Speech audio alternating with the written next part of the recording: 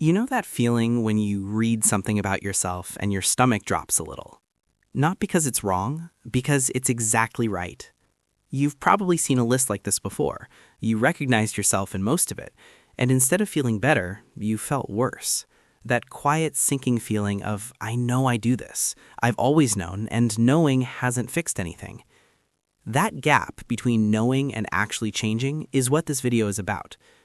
10 behaviors, ordered from the ones easiest to spot in yourself to the ones most people never say out loud. Numbers 9 and 10 are where it gets uncomfortable in a different way. I'll warn you now. And there's one mechanism running underneath all of them. Same thing, 10 different costumes. I'll name it at the end. Once I do, you'll see it in every single one we've covered. The first one, you explain yourself too much. You send a short message and immediately follow it with a longer one explaining why it was brief.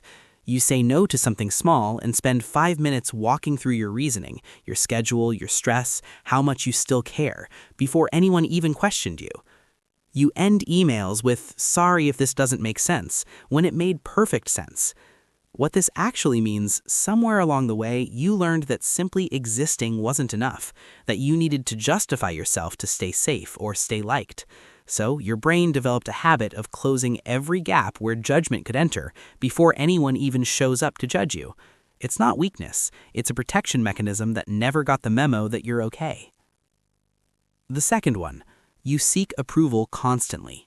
You finish a piece of work that's clearly good, and you still need 2 or 3 people to confirm it before you can relax. You send a text and quietly monitor how quickly they reply and what the tone feels like. In conversations, you notice yourself adjusting your opinions to match whoever seems most confident in the room. What this actually means, your self-worth learned to depend on external confirmation. When you grew up in an environment where acceptance felt like something you had to earn, your brain built a system where other people's reactions became the primary measure of how you're doing. The approval isn't a preference, it feels necessary, like checking the weather before you decide how to feel. The third one, you tolerate disrespect. A partner makes cutting remarks and says they're joking. You train yourself to laugh.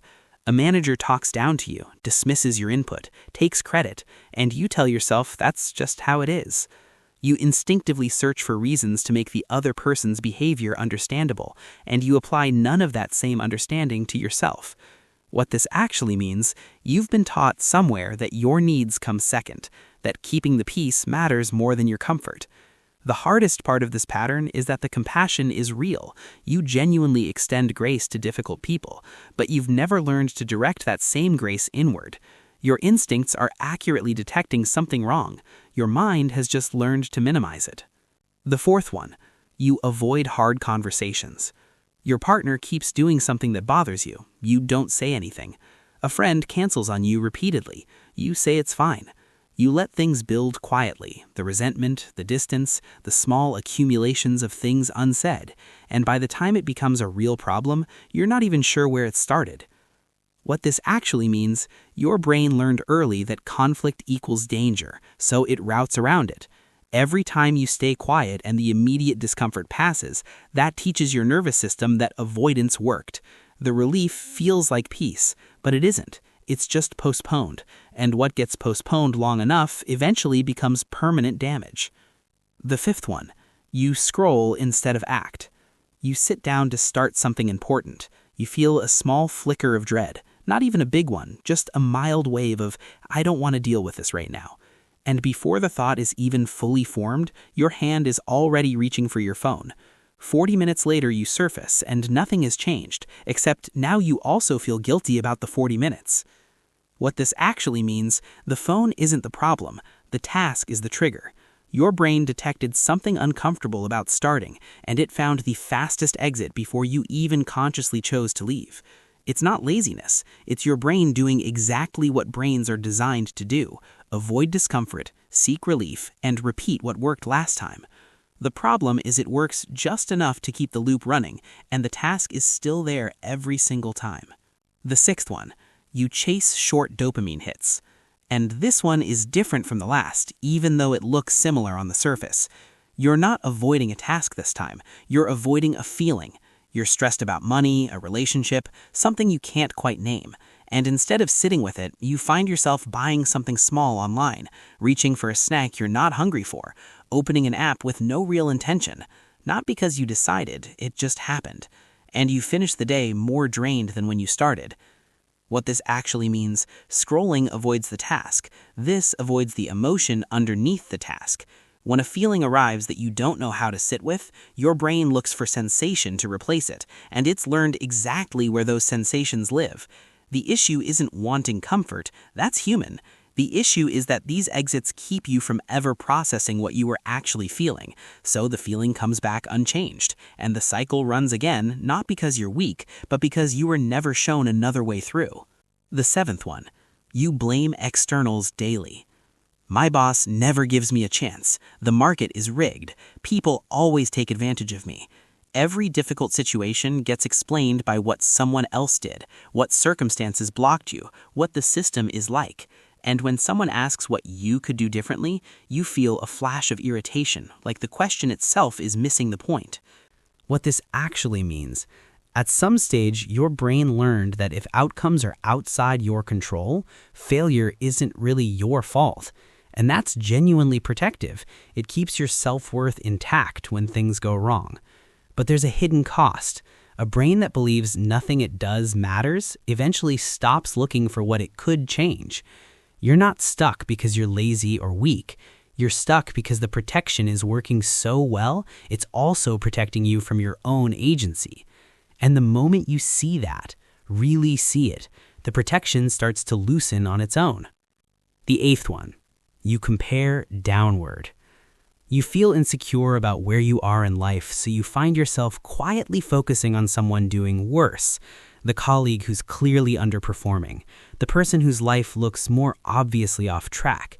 It gives you a few minutes of feeling relatively okay. You frame it as perspective, but it's a shortcut, and one that keeps you from ever looking honestly at your own life. What this actually means, when self-worth feels shaky on the inside, the brain looks for an external anchor. If I'm ahead of someone, I must be okay. The relief is real but temporary, and the habit quietly keeps you dependent on comparison rather than your own values, which means the minute someone more successful appears, the floor drops again. Real stability doesn't come from being ahead of anyone. It comes from knowing where you're actually trying to go. This is the point I mentioned at the start. The next two are the ones most people recognize immediately and then immediately want to look away from. They're the hardest to admit because they don't look like problems from the outside. They look like hope and like love. The 9th one, you overpromise and underdeliver. You tell someone you'll have it done by tomorrow when your schedule is already impossible. You announce a goal publicly, ride the wave of encouragement, and then quietly fall short. The commitment feels completely real when you make it. The gap between that version of you and your actual follow-through feels humiliating. And yet, the cycle repeats. What this actually means, the overpromise isn't arrogance, it's armor. The future version of you who will definitely do this thing feels real in that moment, and for a few seconds you get to be that person. The encouragement is real, the hope is real. When it doesn't happen, circumstances take the blame and your belief in what you're capable of stays protected. It's a way of keeping hope alive without ever having to actually test it, which means the real question isn't, why do I keep failing? It's, what am I protecting myself from finding out? The 10th one. You're afraid of being alone. Not just occasionally, functionally. You keep conversations, group chats, and social feeds running at almost all times. Any gap in plans fills quickly with a low-level unease. You stay in relationships that aren't right for you because the alternative feels worse. You say you love people, but a lot of the time what you're actually running from is yourself. What this actually means, somewhere along the way, being alone started to feel like abandonment, like silence meant something was wrong, so you learned to fill it, constantly, reflexively. Other people became a way of managing feelings that felt too big to sit with on your own. The question worth sitting with honestly, right now, am I reaching out because I genuinely want to connect, or because I can't bear to be quiet for a while? 10 behaviors. 10 different shapes. And now that mechanism, I said, was underneath all of them. Here it is. Your brain built a protection system, and it built it for good reasons. Real environments, real relationships, real moments that taught it the world required this level of management to stay safe. Every single behavior on this list is that system doing its job. The problem isn't the system. The problem is that it's still running protection strategies for a version of your life that no longer exists, like carrying an umbrella everywhere because it rained constantly the year you were 12. The weather changed, but the habit didn't get the news. And that's not a verdict on who you are. That's just an update that hasn't been installed yet. So what do you actually do with this? First, when you catch one of these behaviors happening, name it without judgment. Not, there I go again, just, I'm over-explaining right now.